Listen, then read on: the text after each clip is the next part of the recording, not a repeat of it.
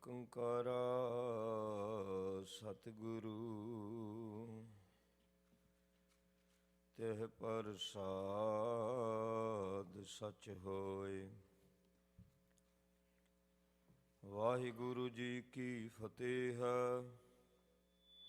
ਬਿਘਨ ਬਿਨਾਸਨ ਸੋਇ।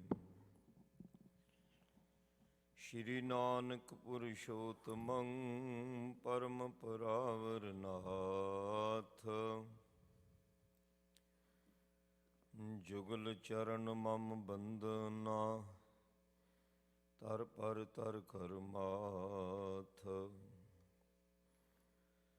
ਸ਼੍ਰੀ ਅੰਗਦ ਕੰਦਨ ਬਿਗਾਨਾ ਬਦਨ ਸੁਮੰਗਲ ਸਾਲ।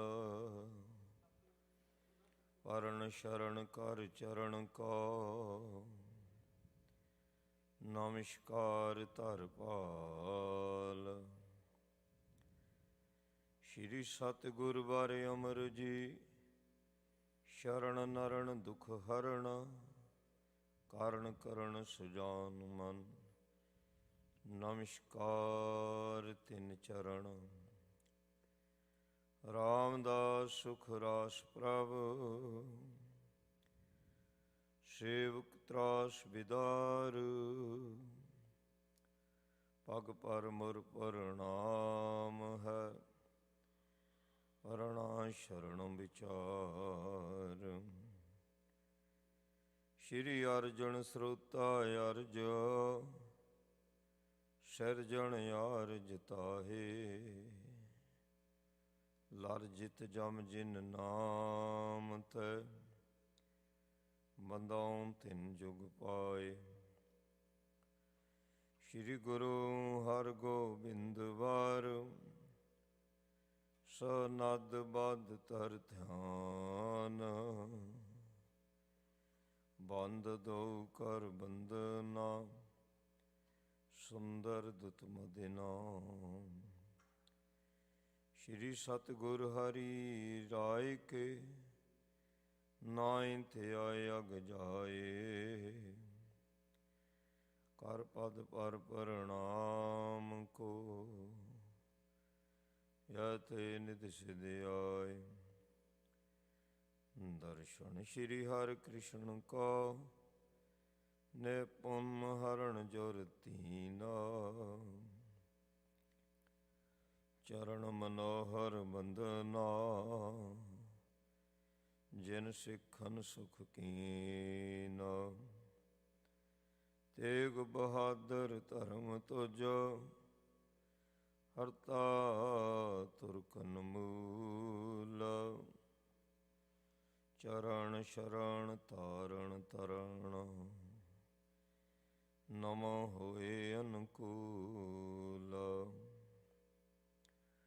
ਸ਼੍ਰੀ ਗੁਰੂ ਗੋਬਿੰਦ ਸਿੰਘ ਜੀ ਕਲਗੀਧਰ ਹਰਿ ਅਵਤਾਰ। ਖੰਡੇ ਖੰਡ ਪਖੰਡ ਜਿਉ ਤਿਉ ਮਮ ਬਿਘਨ ਨਿਵਾਰ। ਸਰਬ ਪੰਥ ਗੁਰੂ ਗ੍ਰੰਥ ਕੋ ਨਮਸਕਾਰ ਬਹੁਬਾਰ। ਸਰਬ ਪੰਥ ਗੁਰੂ ਗ੍ਰੰਥ ਕੋ ਨਮਸਕਾਰ ਬਹੁਬਾਰ। ਸਤਿਨਾਮ ਸ਼੍ਰੀ ਵਾਹਿਗੁਰੂ ਜੀ।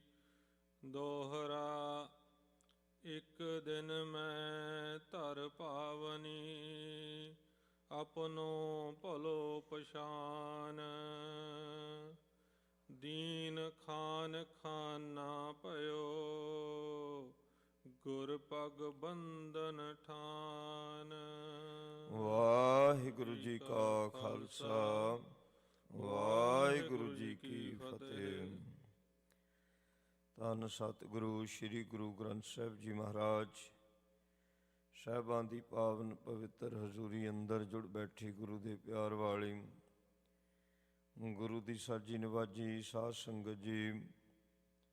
ਸਤਿਗੁਰੂ ਜੀ ਦੀ ਅਤਿਅੰਤ ਮਿਹਰ ਕਿਰਪਾ ਰਹਿਮਤ ਦਾ ਸਦਕਾ ਸੰਧਿਆ ਵੇਲੇ ਗੁਰੂ ਕੇ ਦਰਬਾਰ ਦੇ ਵਿੱਚ ਹਾਜ਼ਰੀ ਭਰਨ ਦਾ ਸੁਭਾਗਾ ਸਮਾਂ ਪ੍ਰਾਪਤ ਹੋਇਆ ਹੈ। ਸੋਦਰ ਰਹਿਰਾਜ ਸਾਹਿਬ ਜੀ ਦੇ ਪਾਠ ਉਪਰੰਤ ਗੁਰੂ ਕੀ ਬਾਣੀ ਦਾ ਮਨੋਹਰ ਕੀਰਤਨ ਗੁਰਮੁਖਾਂ ਪਾਸੋਂ ਸਰਵਣ ਕੀਤਾ ਤੇ ਚੱਲ ਰਹੀ ਲੜੀਵਾਰ ਕਥਾ ਗੁਰਪ੍ਰਤਾਪ ਸੂਰਜ ਪ੍ਰਕਾਸ਼ ਜੀ ਦੇ,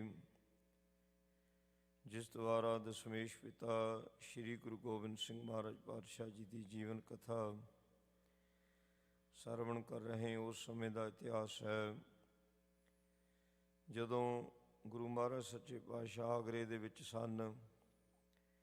ਬਹਾਦਰ ਸ਼ਾਹ ਦੇ ਨਾਲ ਮੇਲ ਹੋਇਆ ਹੈ ਤੇ ਸਤਿਗੁਰੂ ਜੀ ਜਿਸ ਬਾਗ ਦੇ ਵਿੱਚ ਠਹਿਰੇ ਨੇ ਆਗਰੇ 'ਚ, ਉਸ ਬਾਗ ਦਾ ਮਾਲਕ ਸਰਕਾਰੀ ਅਹੁਦੇਦਾਰ ਹੈ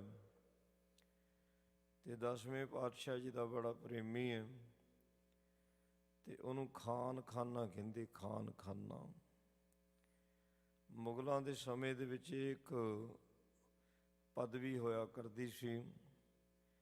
ਅਕਬਰ ਦੇ ਸਮੇਂ ਖਾਨ ਖਾਨਾ ਦੀ ਪਦਵੀ ਤੇ ਉਹਦਾ ਮਾਮਾ ਹੋਇਆ ਕਰਦਾ ਸੀ ਤੇ ਬਹਾਦਰ ਸ਼ਾਹ ਦੇ ਵੇਲਾ ਜਿਹੜਾ ਖਾਨ ਖਾਨਾ ਹੈ, ਸੋ ਇਹ 10ਵੇਂ ਪਾਤਸ਼ਾਹ ਜੀ ਦਾ ਪ੍ਰੇਮੀ। ਸੋ ਇਸ ਦੇ ਸਰੀਰ ਦੇ ਵਿੱਚ ਬੜੀਆਂ ਦਰਦਾਂ ਤੇ ਜਦੋਂ ਮਹਾਰਾਜ ਸੱਚੇ ਪਾਤਸ਼ਾਹ ਜੀ ਦੇ ਨਾਲ ਮੇਲ ਹੋਇਆ ਤਾਂ ਸਰੀਰ ਅਰੋਗ ਹੋਇਆ ਸੀ। ਅਸਲ ਨਾਮ ਇਸਦਾ ਸੀ ਮੁਨਾਇਮ ਖਾਨ। ਤੇ ਹੁਣ ਇਹਨੇ ਮਨ ਵਿੱਚ ਸੋਚਿਆ ਕਿ ਕਿਉਂ ਨਾ ਮੈਂ ਗੁਰੂ ਸਾਹਿਬ ਜੀ ਨੂੰ, ਜਿੱਥੇ ਮੈਂ ਸਭਾ ਲਾਉਣਾ, ਇਹ ਆਪਣੀ ਕਚਹਿਰੀ ਵੀ ਲਾ ਸਕਦਾ ਸੀ। ਖਾਨ ਖਾਨਾ ਦਾ ਅਰਥ ਹੁੰਦਾ ਸਰਦਾਰਾਂ ਦਾ ਸਰਦਾਰ, ਸੋ ਵੱਡਾ ਅਹੁਦੇਦਾਰ। ਇਹਨੂੰ ਕਚਹਿਰੀ ਲਾਉਣ ਦਾ ਵੀ ਅਖਤਿਆਰ ਸੀ ਤੇ ਇਹਦੇ ਮਨ ਵਿੱਚ ਆਇਆ ਕਿ ਮੈਂ ਗੁਰੂ ਸਾਹਿਬ ਜੀ ਨੂੰ ਬੇਨਤੀ ਕਰਾਂ, ਸੋ ਜਿੱਥੇ ਕਚਹਿਰੀ ਲਾਈ ਜਾਂਦੀ ਉੱਥੇ ਵੀ ਚਰਨ ਪਵਾਵਾਂ, ਨਾਲੇ ਮੇਰੇ ਮਹਿਲਾਂ ਵਿੱਚ ਹੀ ਲੰਘ ਕੇ ਕਚਹਿਰੀ ਨੂੰ ਆਉਣਗੇ। ਕਚਹਿਰੀ ਵਿੱਚ ਤਾਂ ਚਰਨ ਪਵਾਉਣੇ ਚਾਹੁੰਦਾ ਸੀਗਾ ਕਿ ਜਦੋਂ ਸੋ ਨਿਆਂ ਕੀਤਾ ਜਾਂਦਾ ਹੈ ਉਸ ਵਕਤ ਐਸਾ ਨਾ ਹੋਵੇ ਕਿ ਮੇਰੇ ਪਾਸੋਂ ਕਿਸੇ ਦੇ ਨਾਲ ਬੇਇਨਸਾਫੀ ਹੋ ਜਾਵੇ। ਨਿਆਂ ਕਰਨ ਵੇਲਾ ਸੋ ਬੜਾ ਕੁਝ ਵੇਖਣਾ ਪੈਂਦਾ ਤੇ ਮਨ ਨੂੰ ਵੀ ਕਰੜਾ ਕਰਨਾ ਪੈਂਦਾ, ਦਿਲ ਨੂੰ ਕਰੜਾ ਕਰਨਾ ਪੈਂਦਾ ਤੇ ਵਿਰੋਧਤਾ ਦਾ ਵੀ ਸੋ ਮੂੰਹ ਦੇਖਣਾ ਪੈਂਦਾ। ਵਿਰੋਧੀ ਧਿਰ ਜਿਹੜੇ ਹੁੰਦੇ ਉਹਨਾਂ ਨੂੰ ਮੌਕਾ ਮਿਲ ਜਾਂਦਾ ਰੌਲੀ ਪਾਉਣ ਦਾ, ਪਰ ਇਹ ਚਾਹੁੰਦਾ ਵੀ ਮੈਂ ਆਪਣੀ ਕਚਹਿਰੀ ਦੇ ਵਿੱਚ ਗੁਰੂ ਸਾਹਿਬ ਜੀ ਨੂੰ ਆਦਰ ਮਾਣ ਸਤਿਕਾਰ ਦੇ ਵਿੱਚ ਇੱਥੇ ਲੈ ਕੇ ਆਵਾਂ। ਹੁਣ ਖਾਨ ਖਾਨਾ ਕਿਵੇਂ ਗੁਰੂ ਸਾਹਿਬ ਜੀ ਨੂੰ ਬੇਨਤੀ ਕਰਕੇ ਕਚਹਿਰੀ ਵਿੱਚ ਸਭਾ ਵਿੱਚ ਵੀ ਲੈ ਕਰਕੇ ਆਉਂਦਾ ਹੈ ਤੇ ਆਓ ਉੱਥੇ ਕਿਹੜੀਆਂ ਗੱਲਾਂ ਛਿੜਦੀਆਂ, ਕਿਹੜੀਆਂ ਗੱਲਾਂ ਦੀ ਚਰਚਾ ਚੱਲ ਪੈਂਦੀ ਹੈ। ਗੁਰੂ ਚਰਨਾਂ ਵਿੱਚ ਬੈਠ ਕੇ ਪਾਵਨ ਕਥਾ ਸਰਵਣ ਕਰੀਏ ਜੀ। ਦੋਹਰਾ ਇੱਕ ਦਿਨ ਮੈਂ ਧਰ ਭਾਵਨੀ, ਆਪਣੋ ਭਲੋ ਪਛਾਨ।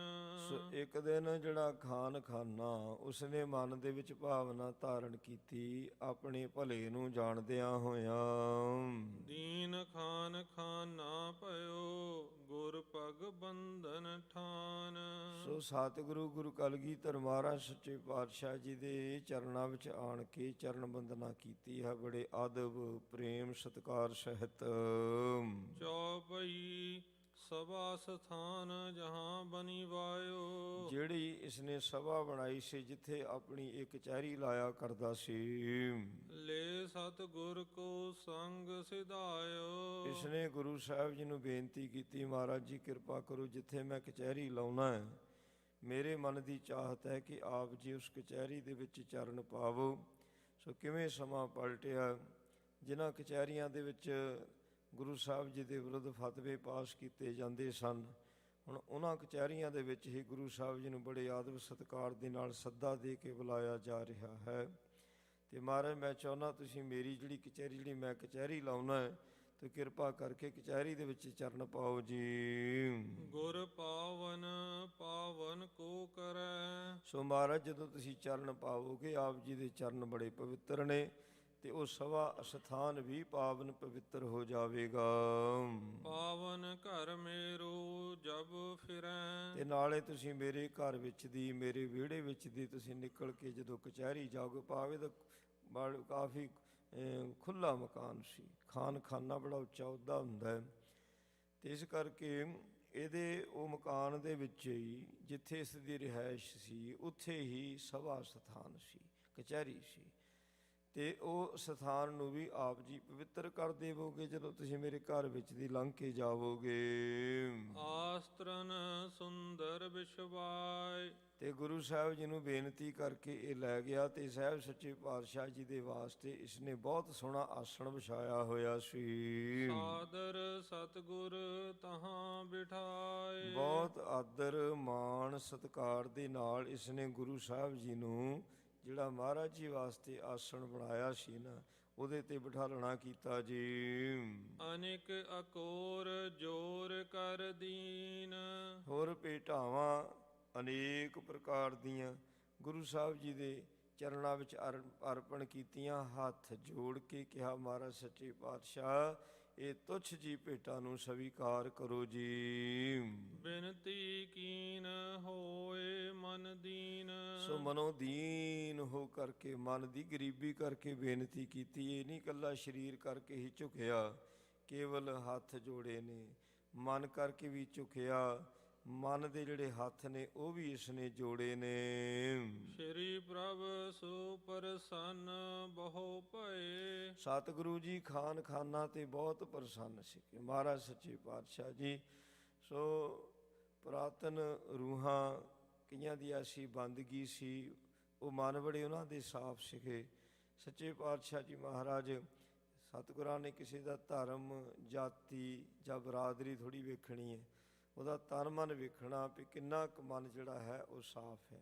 ਖਾਨ ਖਾਨੇ ਦਾ ਮਨ ਬੜਾ ਪਵਿੱਤਰ ਸੀ। ਤੇ ਜਿਵੇਂ ਇਸਨੇ ਗੁਰੂ ਸਾਹਿਬ ਜੀ ਨੂੰ ਬੜੇ ਆਦਰ ਮਾਣ ਸਤਿਕਾਰ ਦੇ ਨਾਲ ਮਹਿਲਾਂ 'ਚ ਲੈ ਕੇ ਆਇਆ, ਆਸਣ 'ਤੇ ਬਿਠਾਲਿਆ, ਭੇਟਾ ਅਰਪਣ ਕੀਤੀ ਹੈ। ਮਹਾਰਾਜ ਸੱਚੇ ਪਾਤਸ਼ਾਹ ਇਸ ਦੇ ਇਸ ਭਾਵਨਾ ਵਾਲੇ ਸਤਿਕਾਰ ਤੋਂ ਬੜੇ ਪ੍ਰਸੰਨ ਹੋਏ ਜੀ। ਖੁਸ਼ੀ ਕਰੀ ਸਗਰੇ ਸੁਖ ਦਏ। ਮਹਾਰਾਜ ਨੇ ਇਹਦੇ 'ਤੇ ਖੁਸ਼ੀ ਕੀਤੀ ਹੈ। ਹੁਣ ਜਿਹੜੀ ਗੁਰੂ ਦੀ ਖੁਸ਼ੀ ਹੁੰਦੀ ਹੈ ਉਹਦੇ ਵਿੱਚ ਸਾਰੇ ਸੁੱਖ ਹੁੰਦੇ ਹਨ। ਜਦੋਂ ਸਤਿਗੁਰੂ ਜੀ ਪ੍ਰਸੰਨ ਹੋ ਗਏ, ਸਮਝ ਲਓ ਲੋਕ ਤੇ ਪਰਲੋਕ ਦੀਆਂ ਖੁਸ਼ੀਆਂ ਸੇਵਕ ਦੀ ਝੋਲੀ ਵਿੱਚ ਪੈ ਜਾਂਦੀਆਂ ਹਨ।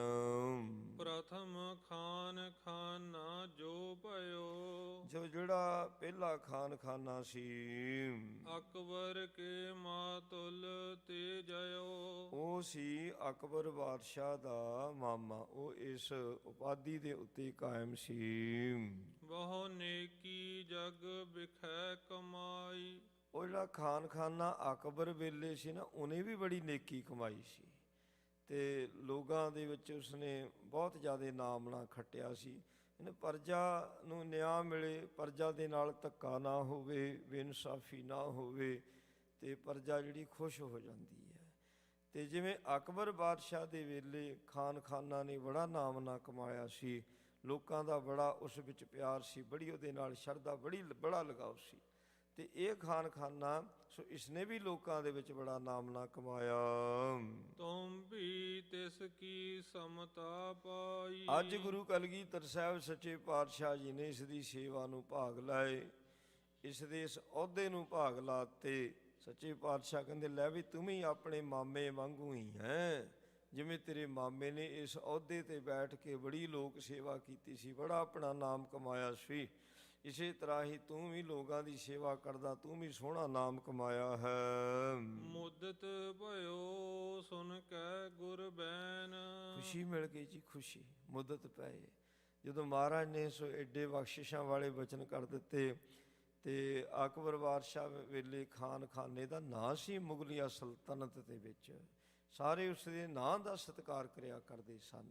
ਤੇ ਉਹ ਮਹਾਰਾਜ ਨੇ ਅਹੁਦਾ ਦੇ ਦਿੱਤਾ, ਉਹਦੇ ਸਮਾਨ ਤੁਲਨਾ ਦੇ ਦਿੱਤੀ, ਤੇ ਖੁਸ਼ੀ ਤਾਂ ਹੋਣੀ ਸੀ। ਇੰਨੀ ਗੱਲ ਸੁਣ ਕਰਕੇ ਇਹ ਮੁਨਾਇਮ ਖਾਨ ਜਿਹੜਾ ਅੱਜ ਕੱਲ੍ਹ ਹੁਣ ਖਾਨ ਖਾਨਾ ਬਹਾਦਰ ਸ਼ਾਹ ਦੇ ਵੇਲੇ ਹੈ, ਇਹ ਬੜਾ ਪ੍ਰਸੰਨ ਹੋਇਆ ਜੀ। ਏਰਤ ਹੈ ਸਰੂਪ ਭਰ ਨੈਣ। ਇਹ ਗੁਰੂ ਸਾਹਿਬ ਜੀ ਦੇ ਸੋਹਣੇ ਸਰੂਪ ਨੂੰ ਅੱਖਾਂ ਭਰ ਭਰ ਕੇ ਤੱਕ ਰਿਹਾ ਹੈ। ਸੁੰਦਰ ਸਰੂਪ ਹੋ ਕਿ ਭੂਪਨ ਕੇ ਭੂਪ ਹੋ। ਰਾਜਿਆਂ ਦੇ ਰਾਜੇ, ਮਹਾਰਾਜਿਆਂ ਦੇ ਰਾਜੇ ਨੇ ਗੁਰੂ ਸਾਹਿਬ ਸੱਚੇ ਪਾਤਸ਼ਾਹ। ਰਾਜਾਨ ਰਾਜ, ਪਨਾਨ ਭਾਨ, ਸੂਰਜਾਂ ਦੇ ਸੂਰਜ ਨੇ, ਦੇਵਾਨ ਦੇਵ ਉਪਮਾ ਮਹਾਨ। ਤੇ ਅੱਖਾਂ ਭਰ ਭਰ ਕੇ ਗੁਰੂ ਸਾਹਿਬ ਸੱਚੇ ਪਾਤਸ਼ਾਹ ਜੀ ਦੇ ਸੋ ਸੋਹਣੇ ਸਰੂਪ ਵੱਲ ਵੇਖੀ ਜਾ ਰਿਹਾ ਹੈ ਖਾਨ ਖਾਨਾ।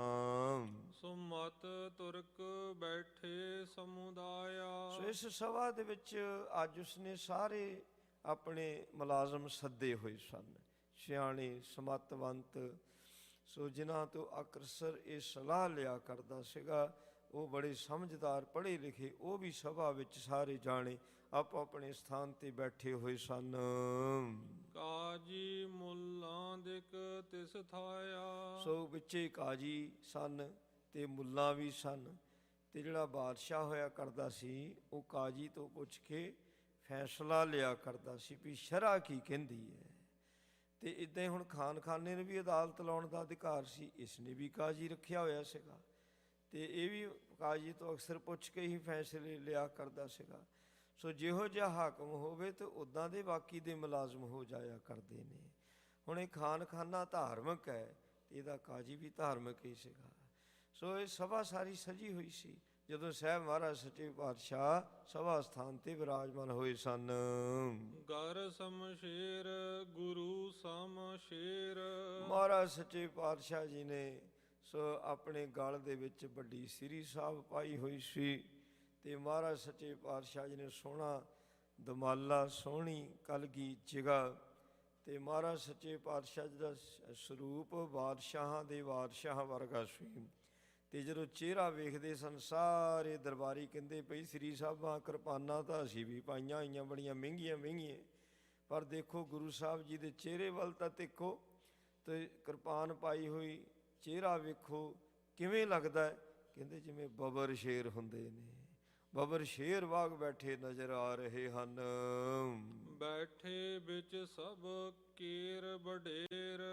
ਸੋ ਸਾਰੇ ਹੀ ਸਭਾ ਅਸਥਾਨ ਤੇ ਉਸ ਵਕਤ ਵਿਰਾਜਮਾਨ ਸਨ। ਦਰਸ਼ਨ ਨਰ ਨਿਜ ਗਰੀਬ ਨਿਵਾਵੈ। ਸੋ ਸਾਰੇ ਗੁਰੂ ਸਾਹਿਬ ਜੀ ਦੇ ਦਰਸ਼ਨ ਕਰਦੇ ਮੱਥਾ ਟੇਕ ਰਹੇ ਸਨ। ਜੋ ਬੂਝੈ ਉੱਤਰ ਫੁਰਮਾਵੈ। ਹਾਂ, ਤੇ ਕਈ ਆਪਣੇ ਸਵਾਲ ਵੀ ਰੱਖਦੇ ਸਨ। ਤੇ ਸਤਿਗੁਰੂ ਜੀ ਮਹਾਰਾਜ ਜਿਹੜੇ ਨੇ ਤੇ ਉਹ ਇਹ ਫਕੀਰ ਦੀ ਗੱਦੀ ਤੇ ਨੇ। ਗੁਰੂ ਨਾਨਕ ਪਾਤਸ਼ਾਹ ਜੀ ਦੀ ਜੋਤ ਜਿਹੜੀ ਜਗਮਗ ਵਿਰਾਜ ਰਹੀ ਹੈ ਗੁਰੂ ਸਾਹਿਬ ਜੀ ਦੇ ਅੰਦਰ, ਤੇ ਫਿਰ ਰਾਜਨੀਤਿਕ ਮਸਲਾ ਕੋਈ ਵੀ ਹੋਵੇ ਉਹਦਾ ਵੀ ਫਟ ਹੱਲ ਕੱਢਦੇ ਨੇ। ਕੋਈ ਅਧਿਆਤਮਿਕ ਕਿਸੇ ਨੇ ਵਿਚਾਰ ਪੁੱਛਣੀ ਹੈ ਤੇ ਉਹ ਵੀ ਬਹੁਤ ਸੋਹਣੇ ਤਰੀਕੇ ਦੇ ਨਾਲ ਜਵਾਬ ਦਿੰਦੇ ਨੇ। ਕਿਸੇ ਨੇ ਪਰਿਵਾਰਕ ਸਮਾਜਿਕ ਵੀ ਗੱਲ ਕਰਨੀ ਹੈ ਤੇ ਮਹਾਰਾਜ ਸੱਚੇ ਪਾਤਸ਼ਾਹ ਉਹ ਵੀ ਬੜੀ ਸੋਹਣੀ ਗੱਲ ਕਰਦੇ ਨੇ, ਬੜਾ ਸੋਹਣਾ ਜਵਾਬ ਦਿੰਦੇ ਨੇ, ਹੱਲ ਕੱਢ ਦਿੰਦੇ ਨੇ। ਸੋ ਕਿਉਂਕਿ ਹੈ ਜੋ ਸਰਬੱਗ, ਸੋ ਜਿਨ੍ਹਾਂ ਨੂੰ ਸਭ ਕਾਸ਼ੇ ਦਾ ਗਿਆਨ ਹੈ ਤੇ ਤਿੰਨਾਂ ਲੋਕਾਂ ਦੀ ਸੋਝੀ ਵਾਲੇ ਗੁਰੂ ਮਹਾਰਾਜ ਸੱਚੇ ਪਾਤਸ਼ਾਹ ਸਰਬ ਕਲਾ ਸਮਰੱਥ ਨੇ। ਤੇ ਬਹੁਤ ਨੇ ਜਿਹੜੇ ਮਹਾਰਾਜ ਸੱਚੇ ਪਾਤਸ਼ਾਹ ਜੀ ਤੋਂ ਕੋਲੋਂ ਬੜੇ ਸ਼ਰਧਾ ਭਾਵਨਾ ਦੇ ਨਾਲ ਆਪਣੇ ਪ੍ਰਸ਼ਨ ਪੁੱਛ ਰਹੇ ਹਨ। ਸਤਿਗੁਰ ਕੀ ਵਿਸਾਲ ਵਡਿਆਈ। ਗੁਰੂ ਸਾਹਿਬ ਜੀ ਦੀ ਵਡਿਆਈ ਹੋ ਰਹੀ ਹੈ ਬੜੀ ਇੱਥੇ, ਕਚਹਿਰੀ ਮੁਗਲਾਂ ਦੀ ਹੈ। ਸਿਰਫ ਖਾਨਖਾਨਾ ਮਹਾਰਾਜ ਦਾ ਸ਼ਰਧਾਲੂ, ਕਚਹਿਰੀ ਉਹ ਹਾਕਮ ਜਿਹੜਾ ਆਗਰੇ ਦਾ ਹਾਕਮ ਹੋਵੇਗਾ ਖਾਨਖਾਨਾ, ਤੇ ਇਹ ਸ਼ਰਧਾਲੂ ਹੈ। ਤੇ ਇਹਨੇ ਸਭਾ ਸਥਾਨ ਦੇ ਵਿੱਚ ਗੁਰੂ ਸਾਹਿਬ ਜੀ ਦਾ ਆਸਣ ਸਭ ਤੋਂ ਉੱਚਾ ਰੱਖਿਆ ਹੋਇਆ। ਹੁਣ ਸਾਰੇ ਗੁਰੂ ਸਾਹਿਬ ਜੀ ਦਾ ਸਤਿਕਾਰ ਕਰ ਰਹੇ ਨੇ। ਸੋ ਬੜੀ ਸਭਾ ਦੇ ਵਿੱਚ ਬੜੀ ਵਡਿਆਈ ਗੁਰੂ ਸਾਹਿਬ ਜੀ ਦੀ ਹੁੰਦੀ ਪਈ ਸੀ। ਦੁਸ਼ਟ ਨਰਨ ਤੇ ਜਰੀ ਨਾ ਜਾਈ। ਹਾਂ, ਸਭਾ ਸਥਾਨ ਵਿੱਚ ਕੁਝ ਐਸੇ ਵੀ ਸਨ ਜਿਹੜੇ ਗੁਰੂ ਸਾਹਿਬ ਜੀ ਦੀ ਇਹ ਵਡਿਆਈ ਹੁੰਦੀ ਵੇਖ ਉਹਨਾਂ ਕੋਲ ਸਹਾਰੀ ਨਹੀਂ ਸੀ ਜਾ ਰਹੀ। ਹੁਣ ਜਦੋਂ ਸੂਰਜ ਚੜ੍ਹਦਾ ਹੈ ਤੇ ਉੱਲੂ ਨੂੰ ਥੋੜ੍ਹੀ ਚੰਗਾ ਲੱਗਦਾ ਵੀ ਹਾਂ ਵੀ ਉਹ ਤਾਂ ਬਾਕੀ ਸਾਰੇ ਖੁਸ਼ ਹੁੰਦੇ ਨੇ, ਦਿਨ ਜੋ ਚੜ੍ਹ ਗਿਆ, ਪਰ ਉੱਲੂ ਨੂੰ ਨਹੀਂ ਚੰਗਾ ਲੱਗਦਾ, ਉਹਨੂੰ ਹਨੇਰਾ ਹੀ ਪਸੰਦ ਆਉਂਦਾ ਹੈ। ਗੁਰੂ ਮਹਾਰਾਜ ਸੱਚੇ ਪਾਤਸ਼ਾਹ ਜੀ ਦੇ ਮੁਖ ਤੇ ਉਜਾਲਾ, ਅੰਦਰ ਵੀ ਉਜਾਲਾ ਤੇ ਮੁਖ ਤੇ ਵੀ ਉਜਾਲਾ ਹੈ। ਸੱਚੇ ਪਾਤਸ਼ਾਹ ਜੀ ਦੇ ਮੁਖ ਤੋਂ ਜਦੋਂ ਬਚਨ ਨਿਕਲਦੇ ਨੇ ਸਾਰਿਆਂ ਦੇ ਹਿਰਦਿਆਂ ਨੂੰ ਠਾਰਦੇ ਪਏ ਨੇ। ਪਰ ਜਿਹੜੇ ਈਰ ਖਾਲੂ ਨੇ ਜਿਨ੍ਹਾਂ ਦੇ ਮਨਾਂ ਦੇ ਵਿੱਚ ਸੋ ਜੋ ਧਾਰਮਿਕ ਕੱਟੜਤਾ, ਸ਼ਰ੍ਹਾ ਦੀ ਕੱਟੜਤਾ ਕੁੱਟ-ਕੁੱਟ ਕੇ ਭਰੀ ਹੋਈ ਹੈ, ਤੇ ਹੁਣ ਵੈਰ ਭਾਵਨਾ ਤਾਂ ਪੰਜਵੇਂ ਪਾਤਸ਼ਾਹ ਜੀ ਦੇ ਵੇਲੇ ਤੋਂ ਹੀ ਲੱਗ ਪਏ ਸੀਗੇ। ਤੇ ਕਿਵੇਂ ਪੰਜਵੇਂ ਪਾਤਸ਼ਾਹ ਜੀ ਨੂੰ ਸ਼ਹੀਦ ਕੀਤਾ ਜੀ, ਛੇਵੇਂ ਪਾਤਸ਼ਾਹ ਜੀ ਦੇ ਨਾਲ ਜੰਗ ਕੀਤੇ, ਸੱਤਵੇਂ ਪਾਤਸ਼ਾਹ ਜੀ ਨੂੰ ਕਿਵੇਂ ਔਰੰਗਜ਼ੇਬ ਬਾਦਸ਼ਾਹ ਵਾਰ-ਵਾਰ ਦਿੱਲੀ ਬਣਾਉਂਦਾ ਸੀ, ਤੇ ਅੱਠਵੇਂ ਪਾਤਸ਼ਾਹ ਜੀ ਵੇਲਾ ਸੋ ਜੇ ਦਿੱਲੀ ਬਣਾਉਣ ਵਿੱਚ ਕਾਮਯਾਬ ਹੋ ਗਿਆ, ਤੇ ਭਾਵੇਂ ਸ਼ਰਧਾ ਹੀ ਰੱਖੀ ਐ ਇਸਨੇ, ਪਰ ਮਨ ਵਿੱਚ ਤਾਂ ਇੱਕ ਭੇਦ ਪਿਆ ਹੋਇਆ ਸੀ ਨਾ, ਫਰਕ ਪਾਇਆ ਹੋਇਆ ਸੀਗਾ। ਨੌਵੇਂ ਪਾਤਸ਼ਾਹ ਜੀ ਦੇ ਨਾਲ ਸਿਰਾ ਹੀ ਕਰ ਦਿੱਤਾ ਸੀ ਔਰੰਗਜ਼ੇਬ ਨੇ। ਤੇ ਉਹ ਸੈਯਦ ਸਨ ਹੁਣ ਵਿੱਚ ਕਈ ਐਸੇ, ਤੇ ਜਿਹੜੇ ਗੁਰੂ ਸਾਹਿਬ ਜੀ ਦੀ ਵਡਿਆਈ ਵੇਖ ਕੇ ਜਰ ਨਹੀਂ ਸੀ ਰਹੇ ਤੇ ਸੜਦੇ ਪਏ ਸੀ ਅੰਦਰੋਂ। ਤੇ ਮਹਾਰਾਜ ਪਾਤਸ਼ਾਹ ਜੀ ਦੇ ਵਿਰੁੱਧ ਆਨੰਦਪੁਰ ਸਾਹਿਬ ਦੇ ਵਿੱਚ ਲੜਾਈਆਂ ਲੈਣ ਵਾਲੇ, ਉਹਨਾਂ ਦੇ ਕੋਈ ਸਾਖ ਸੰਬੰਧੀ ਰਿਸ਼ਤੇਦਾਰ ਵੀ ਹੋਣਗੇ ਜਿਹੜੇ ਮਾਰੇ ਗਏ ਨੇ। ਤੇ ਇੰਜ ਕੋਈ ਖੋਸਾ ਦਾ ਸਰਹੰਦ ਦੇ ਨਾਲ ਕੋਈ ਸੰਬੰਧਿਤ ਹੋਵੇ, ਤੇ ਉਹ ਕਿਸੇ ਜਰਨੈਲ ਦੇ ਨਾਲ ਸੰਬੰਧਿਤ ਹੋਵੇ ਜਿਹੜਾ ਕਿ ਗੁਰੂ ਸਾਹਿਬ ਜੀ ਦੀ ਵਡਿਆਈ ਵੇਖ ਕੇ ਸਹਾਰਦਾ ਨਹੀਂ ਸੀ ਪਿਆ। ਤੇ ਕੁਝ ਤਾਂ ਚੁੱਪ ਕਰਕੇ ਬੈਠੇ ਰਹੇ, ਪਰ ਫਿਰ ਇੱਕ ਕੋ ਰਿਹਾ ਹੀ ਨਹੀਂ ਗਿਆ। ਇੱਕ ਸਰਹੰਦ ਕੋ ਸੈਯਦ ਬੀਚ, ਇੱਕ ਸਰਹੰਦ ਦਾ ਸੈਯਦ ਸੀਗਾ ਇਸ ਸਭਾ ਦੇ ਵਿੱਚ ਬੈਠਾ ਹੋਇਆ। ਵੇਖ ਪ੍ਰਭ ਕੋ ਖੁਨ ਸਿਓ ਮਤ ਨੀਚ, ਨੀਚ ਮਤ ਦਾ ਹੋਣ ਕਰਕੇ ਜਦੋਂ ਗੁਰੂ ਕਲਗੀਧਰ ਮਹਾਰਾਜ ਸੱਚੇ ਪਾਤਸ਼ਾਹ ਜੀ ਦਾ ਮੁਗਲਿਆ ਸਲਤਨਤ ਦੇ ਵਿੱਚ ਆਗਰੇ ਦਾ ਜੋ ਹਕਮ ਹੈ, ਹਾਕਮ ਖਾਨ ਖਾਨਾ, ਉਹਦੀ ਸਭਾ ਦੇ ਵਿੱਚ ਐਡਾ ਵੱਡਾ ਭਾਰੀ ਸਤਿਕਾਰ ਹੁੰਦਾ ਵੇਖਿਆ। ਤੇ ਆਗਰੇ ਤੋਂ ਹੀ ਗ੍ਰਿਫਤਾਰੀ ਹੋਈ ਸੀ ਗੁਰੂ ਤੇਗ ਬਹਾਦਰ ਸਾਹਿਬ ਸੱਚੇ ਪਾਤਸ਼ਾਹ ਜੀ ਦੀ। ਤੇ ਅੱਜ ਗੁਰੂ ਤੇਗ ਬਹਾਦਰ ਮਹਾਰਾਜ ਜੀ ਦੇ ਸੁਪੁੱਤਰ 10ਵੇਂ ਪਾਤਸ਼ਾਹ ਜੀ ਦਾ ਸਭਾ ਦੇ ਵਿੱਚ ਸਤਿਕਾਰ ਹੁੰਦਾ ਪਿਆ। ਤੇ ਇਹ ਸੂਬਾ ਸਰਹੰਦ ਜਿਹੜਾ ਉਹਦੇ ਨਾਲ ਇਹਦਾ ਲਿੰਕ ਹੈ ਸੈਯਦ ਦਾ। ਤੇ ਇਹ ਖੁਣਸਿਆ, ਇਹ ਸੜਬੜ ਉਲਠਿਆ ਗੁਰੂ ਮਹਾਰਾਜ ਸੱਚੇ ਪਾਤਸ਼ਾਹ ਜੀ ਦਾ ਐਡਾ ਵੱਡਾ ਭਾਰੀ ਸਤਿਕਾਰ ਹੁੰਦਾ ਵੇਖ। ਕਹਿਓ ਤਾਹੇ ਤੁਮ ਹਿੰਦੁਨ ਪੀਰ, ਤੇ ਇਹਨੂੰ ਫਿਰ ਹੋਰ ਤਾਂ ਗੱਲ ਕੋਈ ਸੁਝੀ ਨਹੀਂ। ਤੇ ਇਸਨੇ ਫਿਰ ਸਵਾਲ ਰੱਖ ਦਿੱਤਾ ਇੱਕ। ਜਦੋਂ ਬੰਦਾ ਈਰਖਾ ਕਰਦਾ, ਈਰਖਾ ਵਸ ਹੋ ਕੇ ਸਵਾਲ ਪੁੱਛਣਾ ਕੁਝ ਹੋਰ ਹੁੰਦਾ, ਸ਼ਰਧਾ ਵਿੱਚ ਆਣ ਕੇ ਸਵਾਲ ਪੁੱਛਣਾ ਕੁਝ ਹੋਰ ਹੁੰਦਾ। ਹੁਣ ਫਰਕ ਹੈ, ਬੜਾ ਭਾਰੀ ਫਰਕ ਹੈ। ਵੀ ਮੈਨੂੰ ਪਤਾ ਨਹੀਂ ਜੀ, ਕਿਰਪਾ ਕਰਕੇ ਦੱਸੋ। ਇੱਕ ਪਰਖ ਹੁੰਦੀ ਵੇਖੀ, ਇਹਦੇ ਪੱਲੇ ਵੀ ਕੁਝ ਹੈ। ਇਹ ਉਹਨਾਂ 'ਚੋਂ ਸੀ, ਪਰਖ ਲੈਣੇ ਵਾਲਿਆਂ ਵਿੱਚੋਂ ਸੀਗਾ। ਖੁਣਸਿਆ ਤੇ ਇਹ ਕਹਿਣ ਲੱਗਾ ਗੁਰੂ ਕਲਗੀਧਰ ਮਹਾਰਾਜ ਪਾਤਸ਼ਾਹ ਜੀ ਨੂੰ, ਸਭ ਮਾਨਤ ਹੈ ਜਾਨ ਗਹੀਰ, ਸਾਰੇ ਤੁਹਾਨੂੰ ਮੰਨਦੇ ਨੇ, ਸਾਰਾ ਹਿੰਦੁਸਤਾਨ ਮੰਨਦਾ। ਮੰਨਦੇ ਵੀ ਕਿਉਂ ਨਾ, ਗੁਰੂ ਸਾਹਿਬ ਜੀ ਦੇ ਦਾਦਾ ਜੀ ਧੰਨ ਗੁਰੂ ਹਰਗੋਬਿੰਦ ਸਾਹਿਬ ਜੀ ਨੇ ਹਿੰਦੁਸਤਾਨ ਦੇ 52 ਰਾਜੇ ਰਿਹਾ ਕਰਵਾਏ ਸਨ। ਗੁਰੂ ਤੇਗ ਬਹਾਦਰ ਸਾਹਿਬ ਸੱਚੇ ਪਾਤਸ਼ਾਹ ਜੀ ਨੇ ਹਿੰਦੂ ਧਰਮ ਦੀ ਰੱਖਿਆ ਕੀਤੀ ਸੀ, ਸੀਸ ਬਲੀਦਾਨ ਦਿੱਤਾ ਸੀ। ਤਿਲਕ ਤੇ ਜੰਜੂ ਨੂੰ ਬਚਾਉਣੇ ਵਾਲੇ ਤੇ ਮੰਦਰਾਂ ਨੂੰ ਬਚਾਉਣੇ ਵਾਲੇ ਗੁਰੂ ਤੇਗ ਬਹਾਦਰ ਮਹਾਰਾਜ ਸੱਚੇ ਪਾਤਸ਼ਾਹ ਜੀ ਸਨ। ਨਹੀਂ ਤਾਂ ਮੰਦਰਾਂ ਵਿੱਚ ਟੱਲ ਖੜਕਣੇ ਤਾਂ ਇੱਕ ਪਾਸੇ ਰਹਿ ਗਏ, ਮੰਦਰਾਂ ਦਾ ਨਾਮੋ ਨਿਸ਼ਾਨ ਨਹੀਂ ਸੀ ਔਰੰਗਜ਼ੇਬ ਬਾਦਸ਼ਾਹ ਨੇ ਛੱਡਣਾ। ਤੇ ਮੰਨਦੇ ਵੀ ਕਿਉਂ ਨਾ ਵੀ, ਹਿੰਦੁਸਤਾਨ ਦੇ ਵਿੱਚ, ਹਿੰਦੁਸਤਾਨ ਤੋਂ ਬਾਹਰ ਵੀ ਸਾਰੇ ਮੰਨਦੇ ਸਨ। ਇਹ ਕਹਿ ਰਿਹਾ ਸੈਯਦ, ਹਿੰਦੁਸਤਾਨ ਦੇ ਲੋਕ ਤੁਹਾਨੂੰ ਬਹੁਤ ਵੱਡਾ ਪੀਰ ਮੰਨਦੇ ਨੇ, ਆਪਣਾ ਗੁਰੂ ਮੰਨਦੇ ਨੇ, ਵੀ ਹਾਂ ਵੀ ਤੁਸੀਂ ਬਹੁਤ ਵੱਡੀਆਂ ਕਰਾਮਾਤਾਂ ਦੇ ਮਾਲਕ ਹੋ। ਕਰਾਮਾਤ ਕੁਛ ਰਾਖਿਤ ਅਹੋ, ਮੈਂ ਦੇਖਣਾ ਚਾਹੁੰਦਾ ਕਿ ਸੱਚਮੁੱਚ ਕਰਾਮਾਤ ਹੈ ਤੁਹਾਡੇ ਵਿੱਚ, ਵੀ ਇੰਨੇ ਲੋਕ ਤੁਹਾਡੀ ਪੂਜਾ ਕਰਦੇ ਨੇ, ਇੰਨੀ ਤੁਹਾਡੀ ਮਾਨਤਾ ਹੋ ਰਹੀ ਹੈ। ਕਿਦੋਂ ਨਹੀਂ ਬਲ ਸੋ ਬਿਦ ਕਹੋ, ਸੋ ਜੇ ਕੋਈ ਕਰਾਮਾਤ ਹੈ ਤੇ ਦਿਖਾਓ, ਮੈਂ ਵੇਖਣੀ ਚਾਹੁੰਦਾ ਕਰਾਮਾਤ ਕਿਹੜੀ ਹੈ ਜਿਹਦੇ ਕਰਕੇ ਇੰਨੇ ਲੋਕ ਤੁਹਾਡੇ ਮਗਰ ਨੇ, ਸੋ ਇੰਨੀ ਤੁਹਾਡੀ ਪੂਜਾ ਹੋ ਰਹੀ ਹੈ। ਚਿਤ ਚਾਹਿਤ ਹਮ ਨਿਰਣੈ ਕਰਿਓ, ਅਸੀਂ ਅੱਖਾਂ ਦੇ ਨਾਲ ਦੇਖ ਕੇ ਤੁਹਾਡੀ ਕਰਾਮਾਤ ਨੂੰ ਫਿਰ ਨਿਰਣਾ ਕਰਾਂਗੇ। ਦੇਖੋ, ਇਹ ਨਿਰਣਾ ਕਰੂਗਾ ਵੀ ਸੱਚਮੁੱਚ ਗੁਰੂ ਨੇ, ਇਹ ਨਿਰਣਾ ਕਰੂਗਾ ਹੁਣ। ਤੇ ਕਿਸੇ ਦੀ ਗੁਰੂ ਨੂੰ ਥੋੜ੍ਹੀ ਲੋੜ ਹੈ ਨਿਰਣਾ ਕਰਾਉਣ ਦੀ। ਨਿਰਣਾ ਦਾ ਧੁਰ ਅਕਾਲ ਪੁਰਖ ਪਰਮਾਤਮਾ ਪਰਮੇਸ਼ਰ ਨੇ ਕੀਤਾ ਹੋਇਆ। ਮੈਂ ਆਪਣਾ ਸੁਤ ਤੋਹੇ ਨਿਵਾਜਾ, ਪੰਥ ਪਰਚਰ ਕਰਵੇ ਕੋ ਸਾਜਾ। ਇਹ ਅਕਾਲ ਪੁਰਖ ਦਾ ਨਿਰਣਾ ਤੇ ਗੁਰੂ ਨਾਨਕ ਦੀ ਗੱਦੀ ਦੇ ਮਾਲਕ ਨੇ। ਤੇ ਇਹ ਕੌਣ ਨਿਰਣਾ ਕਰ ਸਕਦਾ? ਕਹਿੰਦਾ ਤੁਹਾਡੇ ਵਿੱਚ ਕਰਾਮਾਤ ਦੇਖ ਕੇ ਮੈਂ ਨਿਰਣਾ ਕਰਾਂਗਾ ਕਿ ਲੋਕ ਸੱਚੇ ਹਨ ਜਾਂ ਐਵੇਂ ਹੀ ਉਸਤਤੀ ਕਰੀ ਜਾ ਰਹੇ ਹਨ ਆਪ ਜੀ ਦੀ। ਜਹ ਕਹਿ ਤੁਮਰੋ ਸੁਜਸ ਬਿਥਰਿਓ, ਜਿੱਥੇ ਵੀ ਜਾਨਾ ਆਪ ਦਾ ਸੁਜਸ ਹੁੰਦਾ, ਸੁਜਸ ਹੈ। ਤੇ ਜਿੱਥੋਂ ਹਿੰਦੁਸਤਾਨ ਦੇ ਹੁਣ ਅੱਡ ਅੱਡ ਜਗ੍ਹਾ ਤੋਂ ਲੋਕ ਆਉਂਦੇ ਨੇ, ਸਾਰੇ ਪਾਸੇ, ਸਾਰੇ ਹਿੰਦੁਸਤਾਨ ਵਿੱਚ ਤੁਹਾਡਾ ਜਸ ਹੁੰਦਾ। ਸੋ ਕਦੀ ਕਿਸੇ ਕੋਲ ਸੁਣੀਦਾ, ਕਦੀ ਕਿਸੇ ਕੋਲੋਂ ਸੁਣੀਦਾ। ਉਸ ਸਮੇਂ ਵਿੱਚ ਮੀਡੀਆ ਕਿਹੜਾ ਐਡਾ ਪਾਵਰ ਵਾਲਾ ਸੀ। ਮੀਡੀਆ ਤਾਂ ਥੋੜ੍ਹੇ ਸਾਲਾਂ ਤੋਂ ਜਦੋਂ ਜ਼ਿਆਦਾ ਪਾਵਰ ਵਾਲਾ ਹੋਇਆ, ਨਹੀਂ ਤਾਂ ਇੰਨਾ ਮੀਡੀਆ ਪਾਵਰ ਵਾਲਾ ਨਹੀਂ ਸੀ। ਚਿੱਠੀਆਂ ਦੇ ਨਾਲ ਹੀ ਇਹ ਸਾਰੀਆਂ ਗੱਲਾਂ ਹੁੰਦੀਆਂ ਸੀਗੀਆਂ। ਤੇ ਜਦੋਂ ਦੀ ਇਹ ਗੱਲ ਹੈ ਸੋ ਇਹ 17ਵੀਂ ਸਦੀ ਵਾਲੀ ਜਿਹੜੀ ਬਾਤ, ਇਹ 18ਵੀਂ ਸਦੀ ਦੀ ਗੱਲ ਆ। ਹੁਣ 18ਵੀਂ ਸਦੀ ਦੇ ਆਰੰਭ ਹੈ, ਉਦੋਂ ਇੰਨਾ ਮੀਡੀਆ ਪਾਵਰ ਵਾਲਾ ਕਿੱਥੇ ਸੀਗਾ, ਤੇ ਚਿੱਠੀਆਂ ਵੀ ਬੜੀ ਲੇਟ ਪਹੁੰਚਿਆ ਕਰਦੀਆਂ ਹੁੰਦੀਆਂ ਸਨ। ਤੇ ਕਹਿੰਦਾ ਵੀ ਮੈਂ ਜਿੱਥੇ ਤਾਈਂ ਵੀ ਮੇਰੇ ਕੋਲ ਲੋਕ ਆਉਂਦੇ ਨੇ ਤਾਂ ਮੈਂ ਜਿੱਥੇ ਵੀ ਜਾਂਦਾ ਤੁਹਾਡੀ ਉਸਤਤੀ ਸੁਣਦਾ। ਅੱਜ ਕੁਦਰਤੀ ਮੇਲ ਹੋ ਗਿਆ, ਮੈਂ ਦੇਖਣਾ ਚਾਹੁੰਦਾ, ਪਰਖਣਾ ਚਾਹੁੰਦਾ ਵੀ ਲੋਕ ਸੱਚਮੁੱਚ ਹੀ ਤੁਹਾਡੀ ਉਸਤਤੀ ਸਹੀ ਕਰਦੇ ਹਨ ਜਾਂ ਲੋਕ ਗਲਤ ਨੇ। ਲਖੀ ਤਰਕ ਤਿਹ ਸੈਯਦ ਕੇਰੀ। ਮਹਾਰਾਜ ਸੱਚੇ ਪਾਤਸ਼ਾਹ ਜੀ ਘਟ ਘਟ ਕੇ ਅੰਤਰ ਕੀ ਜਾਣਤ, ਘਟ ਘਟ ਕੇ ਪਟ ਪਟ ਕੀ ਜਾਣ। ਸੱਚੇ ਪਾਤਸ਼ਾਹ ਨੇ ਵੇਖਿਆ ਵੀ ਇਹ ਈਰਖਾ ਵਿੱਚ ਸੜ ਵਲ ਉੱਠਿਆ, ਇਸੇ ਕਰਕੇ ਇਹ ਤਰਕ ਦੀ ਗੱਲ ਕਰ ਰਿਹਾ ਹੈ। ਹੋਰ ਮਾਇਓ ਸ਼੍ਰੀ ਮੁਖ ਤਿਸ ਬੇਰੀ। ਪਰ ਧੰਨ ਸਤਿਗੁਰੂ ਜੀ ਨੇ ਸੋਹਣਾ ਜਵਾਬ ਦਿੱਤਾ। ਸੱਚੇ ਪਾਤਸ਼ਾਹ ਕਹਿਣ ਲੱਗੇ, ਬਦਨ ਬਹਾਦਰ ਸ਼ਾਹ ਮੁਜਾਰੀ। ਕਹਿੰਦੇ ਕਰਾਮਾਤ ਹੀ ਵੇਖਣੀ ਹੈ, ਦਿਖਾਉਣੇ ਵਾਲਾ ਜਿਹੜਾ ਮਰਜੀ ਹੋਵੇ। ਸੱਚੇ ਪਾਤਸ਼ਾਹ ਜੀ ਕਹਿੰਦੇ ਵੀ ਕਰਾਮਾਤ ਹੀ ਵੇਖਣੀ। ਚੱਲ ਤੁਹਾਡਾ ਜਿਹੜਾ ਰਾਜਾ ਬਹਾਦਰ ਸ਼ਾਹ ਨੇ, ਦੇਖੋ ਜੇ ਮਹਾਰਾਜ ਸੱਚੇ ਪਾਤਸ਼ਾਹ ਜਿਹਨੇ ਬਹਾਦਰ ਸ਼ਾਹ ਨੂੰ ਰਾਜ ਦਿੱਤਾ ਨਾ, ਰਾਜ ਭਾਗ ਦਿੱਤਾ ਹੈ, ਜੇ ਸੇਵਕ ਬਣਿਆ ਬਹਾਦਰ ਸ਼ਾਹ ਤੋਂ ਉਹਦੀ ਵਡਿਆਈ ਵੀ ਕਰਦੇ ਨੇ ਮਹਾਰਾਜ।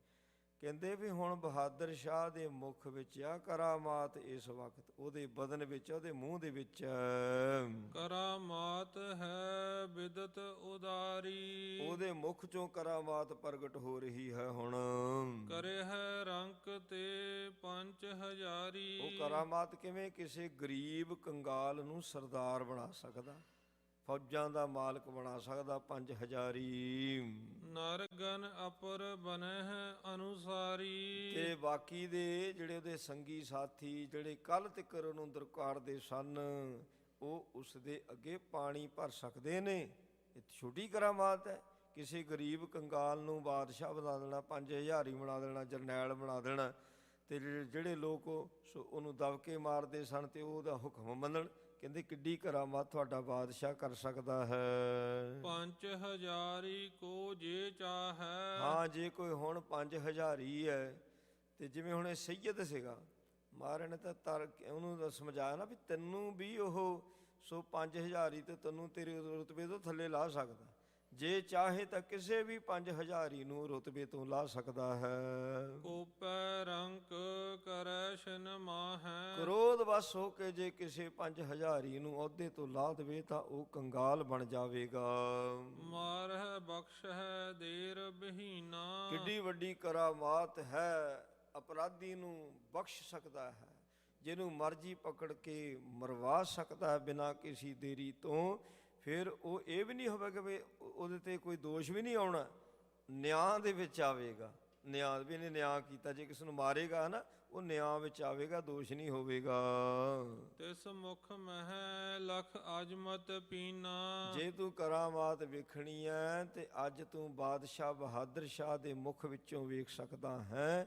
ਤੇ ਉਹ ਕਰਾਮਾਤ ਸੁਭਾਅ ਜਿਹੜਾ ਤੂੰ ਨਹੀਂ ਕਰ ਸਕਦਾ ਜਾਂ ਹੋਰ ਕੋਈ ਨਹੀਂ ਕਰ ਸਕਦਾ, ਬਹਾਦਰ ਸ਼ਾਹ ਦੇ ਮੁਖ ਚੋਂ ਨਿਕਲਿਆ ਬੋਲ ਉਹ ਕਰ ਸਕਦਾ ਹੈ। ਪੁਨ ਸੈਯਦ ਤਰਕਤ ਸਭ ਮਾਹੀ। ਉਹ ਸੈਯਦ ਫੇਰ ਨਹੀਂ ਮੰਨਿਆ, ਫੇਰ ਤਰਕ ਵਿੱਚ ਕਹਿਣ ਲੱਗਾ, ਤੁਮ ਪੀ ਰਾਖਤ ਹੋ ਕੈ ਨਾਹੀ। ਮੈਂ ਕਹਿੰਦਾ ਵੀ ਤੇਰੇ ਵਿੱਚ ਵੀ ਕੋਈ ਕਰਾਮਾਤ ਹੈ। ਦੇਖੋ ਸ਼ਬਦ ਵੀ ਜਿਹੜੇ ਵਰਤੇ ਨੇ ਜਿਵੇਂ ਲਿਖੇ ਗਏ ਨੇ, ਸੋ ਬੋਲਦਾ ਵੀ ਸੈਯਦ ਕਿਵੇਂ ਪਿਆ, ਬੋਲਣ ਵਿੱਚ ਕੋਈ ਸਤਿਕਾਰ ਨਹੀਂ ਹੈ।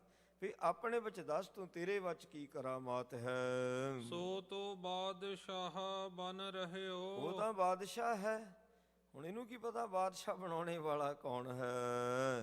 ਵਰਤ ਹੈ ਹੁਕਮ ਤਿਸੀ ਕੋ ਕਹਿਓ। ਜਦੋਂ ਬਾਦਸ਼ਾਹ ਤੇ ਹੁਕਮ ਤਾਂ ਉਹਦਾ ਹੀ ਚੱਲਣਾ, ਤੇ ਬਾਦਸ਼ਾਹ ਤਾਂ ਜੋ ਮਰਜ਼ੀ ਕਰ ਸਕਦਾ ਹੁੰਦਾ, ਕੋਈ ਕਰਾਮਾਤ ਥੋੜੀ ਹੈ। ਤੇ ਉਹਦੀ ਤਾਂ ਤਾਕਤ ਹੈ, ਉਹ ਤਾਂ ਬਾਦਸ਼ਾਹ ਹੈ। ਹਮ ਬੂਝਤ ਹੈ ਰਾਵਰ ਪਾਸ। ਅਸੀਂ ਤਾਂ ਤੁਹਾਨੂੰ ਪੁੱਛਦੇ ਵੀ ਤੁਹਾਡੇ ਕੋਲ ਕੀ ਕਰਾਮਾਤ ਹੈ। ਜੇ ਰਾਖਤ ਕਛ ਕਰਹੁ ਪ੍ਰਕਾਸ਼। ਤੇ ਹੁਣ ਦੁਆਰਾ ਇਹਨੇ ਸਤਿਕਾਰ ਵਾਲਾ ਸ਼ਬਦ ਬੋਲਿਆ ਵੀ ਜੇ ਹੈ ਕਰਾਮਾਤ ਦੱਸੋ, ਸਾਰੀ ਸਭਾ ਦੇ ਵਿੱਚ ਦੱਸੋ ਕੀ ਹੈ ਤੁਹਾਡੇ ਵਿੱਚ ਕਰਾਮਾਤ। ਸਭ ਮਹਿ ਤਰਕ ਸੁਨੀ ਜਬ ਨਾਥ। ਜਦੋਂ ਸਾਰਿਆਂ ਵਿੱਚ ਫੇਰ ਤਰਕ ਸੁਣੀ, ਗੁਰੂ ਸਾਹਿਬ ਨੇ ਦੇਖਿਆ ਅਜੇ ਵੀ ਨਹੀਂ ਸਮਝਿਆ, ਤੇ ਅਜੇ ਵੀ ਸਵਾਲ ਕਰ ਗਿਆ ਹੈ। ਜੇਬ ਮਝਾਰ ਡਾਰ ਕਰ ਹਾਥ, ਗਰੀਬ ਨਵਾਜ ਸੱਚੇ ਪਾਤਸ਼ਾਹ ਜੀ ਨੇ ਆਪਣੇ ਖੀਸੇ ਵਿੱਚ ਹੱਥ ਪਾਇਆ। ਮੁਹਰ ਨਿਕਾਸੀ ਕੇ ਤਿਕ ਤਵੈ, ਕੁਝ ਕੁ ਮੋਹਰਾਂ ਆਪਣੇ ਖੀਸੇ ਵਿੱਚੋਂ ਕੱਢੀਆਂ, ਹੱਥ ਦੀ ਹਥੇਲੀ ਤੇ ਰੱਖੀਆਂ ਮਹਾਰਾਜ ਨੇ। ਬੋਲੇ ਸ਼੍ਰੀ ਪ੍ਰਭ ਸੁਨਤੇ ਓ ਸਵੈ, ਸਤਿਗੁਰੂ ਜੀ ਨੇ ਆਖਿਆ, ਲੈ ਵੀ ਸੁਣੋ ਸਾਰੇ ਜਾਣੇ, ਪਿਖ ਦਿਨਾਰ ਜੋ ਹਾਥ ਹਮਾਰੇ, ਆ ਸਾਡੀ ਹੱਥ ਦੀ ਹਥੇਲੀ ਦੇ ਉੱਤੇ ਜੋ ਸੋਨੇ ਦੀਆਂ ਮੋਹਰਾਂ ਤੁਸੀਂ ਵੇਖ ਰਹੇ ਹੋ, ਇਹ ਅਜਮਤ ਲਿਹੋ ਦੁਤੀ ਵਿਚਾਰੇ। ਇਹ ਦੂਸਰੀ ਕਰਾਮਾਤ ਹੈ। ਪਹਿਲੀ ਕਰਾਮਾਤ ਬਾਦਸ਼ਾਹ, ਦੂਸਰੀ ਕਰਾਮਾਤ ਇਹ ਸੋਨਾ, ਇਹ ਮਾਇਆ, ਇਹ ਧਨ ਦੌਲਤ, ਇਹ ਦੂਸਰੀ ਕਰਾਮਾਤ ਹੈ। ਜਿਸ ਢਿੱਗ ਹੈ ਚਾਹੇ ਸੋ ਕਰੇ, ਜਿਸ ਦੇ ਕੋਲ ਇਹ ਸੋਨਾ ਮੋਹਰਾਂ ਧਨ ਦੌਲਤ ਹਨ, ਉਹ ਜੋ ਚਾਹੇ ਉਹ ਕਰਨ ਦੀ ਸਮਰੱਥਾ ਰੱਖਦਾ ਹੈ। ਲਰਤ ਹਜ਼ਾਰ ਹੋਂ ਜਿਸ ਹਿਤ ਮਰੇ, ਤੇ ਇਸ ਮਾਇਆ ਦੀ ਖਾਤਰ ਹਜ਼ਾਰਾਂ ਜਾਨਾਂ ਚਲੇ ਜਾਣੀਆਂ। ਇਸ ਮਾਇਆ ਦੀ ਖਾਤਰ ਭਰਾ ਭਰਾ ਦਾ ਵੈਰੀ ਬਣ ਜਾਂਦਾ ਹੈ, ਤੋ ਬਗਾਨਾ ਆਪਣਾ ਬਣ ਜਾਂਦਾ। ਪਾਤਸ਼ਾਹ ਕਹਿੰਦੇ ਫਿਰ ਕਰਾਮਾਤ ਹੀ ਹੋਈ, ਇਹ ਮਾਇਆ ਦੂਸਰੀ ਕਰਾਮਾਤ ਹੈ। ਸੁਨ ਸੈਯਦ ਬੋਲਿਓ ਤਜ ਮੌਨ, ਉਹ ਸੈਯਦ ਫੇਰ ਨਹੀਂ ਚੁੱਪ ਕੀਤਾ, ਫੇਰ ਯਕਦਮ ਬੋਲ ਉੱਠਿਆ, ਤੁਮ ਮਹਿ ਕਰਾਮਾਤ ਹੈ ਕੌਣ। ਐਵੇਂ ਤੇਰੀ ਕਰਾਮਾਤ ਤਾਂ ਨਾ ਹੋਈ ਹੈ ਨਾ, ਇਹ ਤਾਂ ਮਾਇਆ ਦੀ ਖਾਤਰ ਤਾਂ ਸੋ ਚੱਲਦਾ ਹੀ ਹੈ ਸਭ ਕੁਝ। ਮਾਇਆ ਦੀ ਖਾਤਰ ਹੀ ਲੋਕ ਇੱਕ ਦੂਜੇ ਦੇ ਗੁਲਾਮ ਹੁੰਦੇ ਨੇ, ਕੰਮ ਕਰਦੇ ਨੇ, ਲੜਦੇ ਨੇ, ਭਿੜਦੇ ਨੇ, ਮਰਦੇ ਨੇ। ਕੋਈ ਨਵੀਂ ਗੱਲ ਹੈ ਵੀ ਤੇਰੇ ਵਿੱਚ ਕੀ ਕਰਾਮਾਤ ਹੈ, ਅਸੀਂ ਉਹ ਵੇਖਣੀ ਚਾਹੁੰਦੇ ਹਾਂ। ਦੌਲਤ ਆਦ ਅਨੇਕ ਪ੍ਰਕਾਰੀ, ਸੋ ਦੌਲਤ ਅਨੇਕਾਂ ਪ੍ਰਕਾਰ ਦੀ ਹੋਇਆ ਕਰਦੀ ਹੈ। ਜਿਸ ਤੇ ਮਨ ਹੈ ਲੋਕ ਹਜ਼ਾਰੀ, ਹਜ਼ਾਰਾਂ ਲੋਕ ਇਸ ਦੌਲਤ ਨੂੰ ਮੰਨਦੇ, ਦੌਲਤ ਦੀ ਖਾਤਰ ਸੋ ਗੁਲਾਮੀ ਕਰਨ ਵਾਸਤੇ ਤਿਆਰ ਹੋ ਜਾਂਦੇ ਨੇ। ਸੁਨ ਸਤਿਗੁਰ ਸ਼ਮਸ਼ੇਰ ਨਿਕਾਸੀ, ਹੁਣ ਕਰਾਮਾਤਾਂ ਤਾਂ ਕੁਦਰਤ ਦੇਖ ਲਓ, ਕਰਾਮਾਤ ਹੀ ਹੈ। ਹੁਣ ਪਹਾੜ ਜਿਹਨਾਂ ਬਰਫ਼ ਜੰਮੀ ਹੋਈ ਹੁੰਦੀ ਹੈ, ਤੇ ਅਕਾਲ ਪੁਰਖ ਪਰਮਾਤਮਾ ਦੀ ਕਿੱਡੀ ਕਰਾਮਾਤ ਵੀ ਪਾਣੀ ਤਾਂ ਹੁੰਦਾ ਨੀਵੀਂ ਜਗ੍ਹਾ ਦੇ ਉੱਤੇ ਸਮੁੰਦਰਾਂ ਦੇ ਵਿੱਚ ਸਟੋਰ ਕੀਤਾ, ਤੇ ਪਹਾੜਾਂ ਦੇ ਉੱਤੇ ਵੀ ਸਟੋਰ ਕਰ ਦਿੰਦਾ ਪਾਣੀ। 12 ਮਹੀਨੇ ਫਿਰ ਦਰਿਆ ਵਗਦੇ ਨੇ, ਸੋ ਬਰਫ਼ ਦੇ ਰੂਪ ਦੇ ਵਿੱਚ ਸਟੋਰ ਕੀਤਾ ਹੋਇਆ ਹੁੰਦਾ।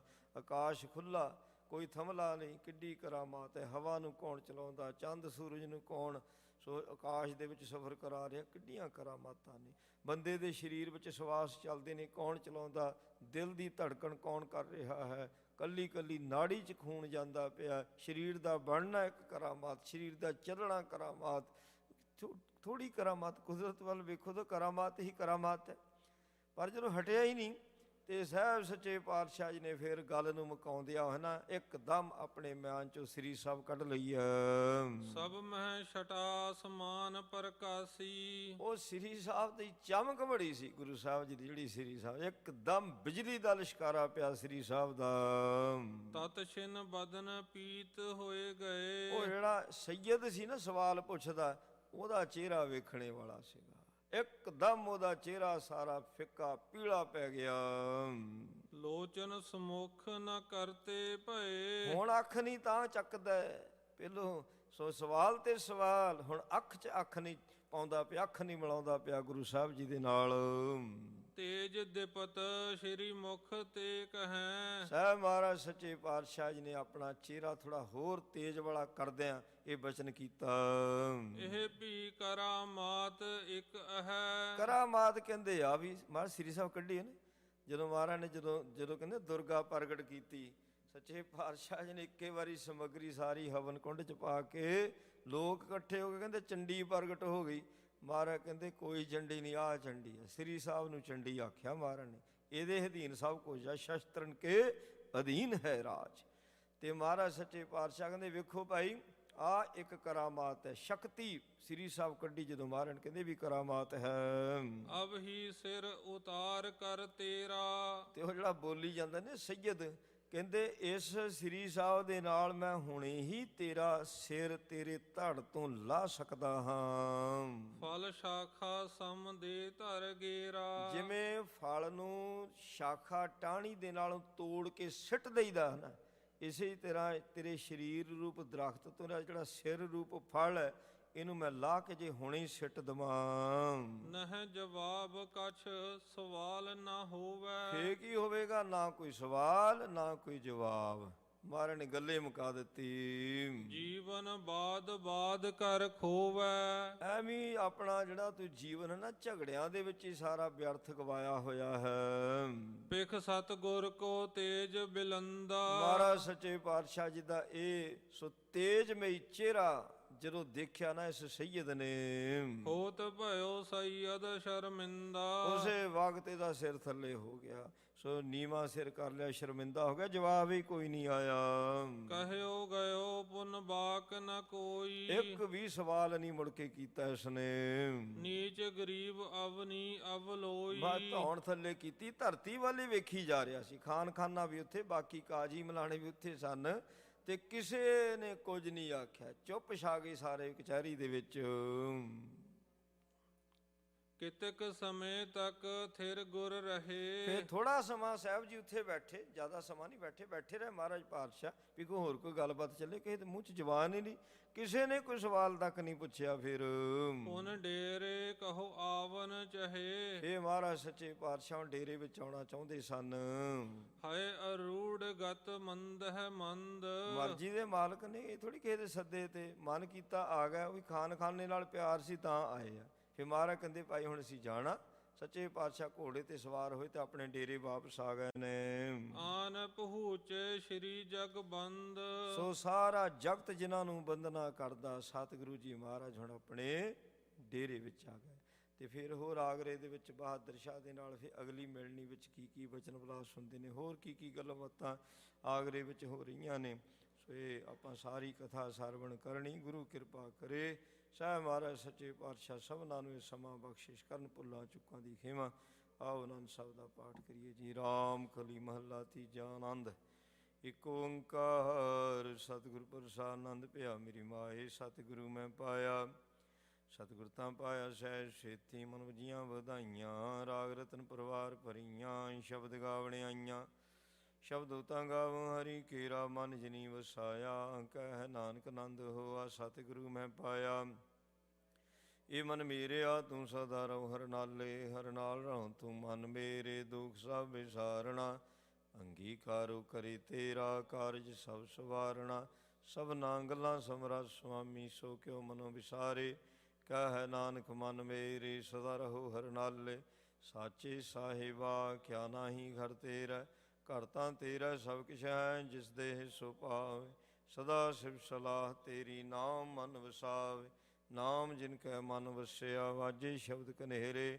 ਕਹਿ ਨਾਨਕ ਸੱਚੇ ਸਾਹਿਬ ਕਿਆ ਨਾਹੀ ਘਰ ਤੇਰਾ। ਸਾਚਾ ਨਾਮ ਮੇਰਾ ਆਧਾਰ, ਸਾਚ ਨਾਮ ਆਧਾਰ ਮੇਰਾ। ਜਿਨ ਭੁੱਖਾਂ ਸਭ ਗਵਾਈਆਂ, ਕਰ ਸ਼ਾਨ ਸੁਖ ਮਨ ਆਏ ਵਸਿਆ। ਜਿਨ ਇੱਛਾ ਸਭ ਪੁਜਾਈਆਂ, ਸਦਾ ਕੁਰਬਾਨ ਕੀਤਾ ਗੁਰ ਵਿਟੋਂ, ਜਿਸ ਦੀਆਂ ਵਡਿਆਈਆਂ। ਕਹਿ ਨਾਨਕ ਸੁਣੋ ਸੰਤੋ ਸ਼ਬਦ ਰੂਪੇ ਆਰੋ। ਸਾਚਾ ਨਾਮ ਮੇਰਾ ਆਧਾਰੋ, ਵਾਜੇ ਪੰਜ ਸ਼ਬਦ ਤਿਤ ਘਰ ਸੁਭਾਗੇ। ਘਰ ਸੁਭਾਗੇ ਸ਼ਬਦ ਵਾਜੇ, ਕਲਾ ਜਿਤ ਕਰਤਾਰੀਆ। ਪੰਚ ਦੂਤ ਦਵਸ ਕੀਤੇ, ਕਾਲ ਕੰਟਕ ਮਾਰਿਆ। ਤੁਰ ਕਰਮ ਪਾਇਆ, ਤੁਰ ਜਿਨ ਕੋ ਸੇ ਨਾਮ ਹਰ ਕੈ ਲਾਗੇ। ਕਹਿ ਨਾਨਕ ਤੈਸਕ ਹੋਆ, ਤਿਤ ਕਰ ਅਨਹਦ ਵਾਜੇ। ਆਨੰਦ ਸੁਣੋ ਵੱਡ ਭਾਗੀਓ, ਸਗਲ ਮਨੋਰਥ ਪੂਰੈ। ਪਾਰ ਬ੍ਰਹਮ ਪ੍ਰਭ ਪਾਇਆ, ਉਤਰੇ ਸਗਲ ਵਿਸੂਰੇ। ਦੁਖ ਰੋਗ ਸੰਤਾਪ ਉਤਰੇ, ਸੁਣੀ ਸੱਚੀ ਬਾਣੀ। ਸੰਤ ਸਾਜਨ ਭਏ ਸਰਸੇ, ਪੂਰੇ ਗੁਰ ਤੇ ਜਾਣੀ। ਸੁਣ ਤੇ ਪੁਨੀਤ ਕਹਿਤੇ, ਪਵਿੱਤ ਸਤਿਗੁਰ ਰਹਿਆ ਭਰਪੂਰੇ। ਬਿਨਵੰਤ ਨਾਨਕ ਗੁਰ ਚਰਨ ਲਾਗੇ, ਵਾਜੇ ਅਨਹਦ ਤੂਰੇ। ਸ਼ਲੋਕ। ਪਵਨ ਗੁਰੂ ਪਾਣੀ ਪੀਤਾ, ਮਾਦਾ ਦਰਤ ਮਹਤ। ਦਿਵਸ ਰਾਤ ਦੁਇ ਦਾਈ, ਦਾਇਆ ਖੇਲੈ ਸਗਲ ਜਗਤ। ਚੰਗਿਆਈਆਂ ਬੁਰਿਆਈਆਂ, ਵਾਚੇ ਧਰਮ ਹਦੂਰ। ਕਰਮੀ ਆਪੋ ਆਪਣੀ, ਕੇ ਨੇੜੇ ਕੇ ਦੂਰ। ਜਿਨੀ ਨਾਮ ਧਿਆਇਆ, ਗਏ ਮਸਕਤ ਕਾਲ। ਨਾਨਕ ਤੇ ਮੁਖ ਉਜਲੈ, ਕੀਤੀ ਛੁਟੀ ਨਾਲ। ਜਿਨੀ ਨਾਮ ਧਿਆਇਆ, ਗਏ ਮਸਕਤ ਕਾਲ। ਨਾਨਕ ਤੇ ਮੁਖ ਉਜਲੈ, ਕੀਤੀ ਛੁਟੀ ਨਾਲ। ਵਾਹਿਗੁਰੂ ਜੀ ਕਾ ਖਾਲਸਾ, ਵਾਹਿਗੁਰੂ ਜੀ ਕੀ ਫਤਿਹ। ਤੂੰ ਠਾਕ।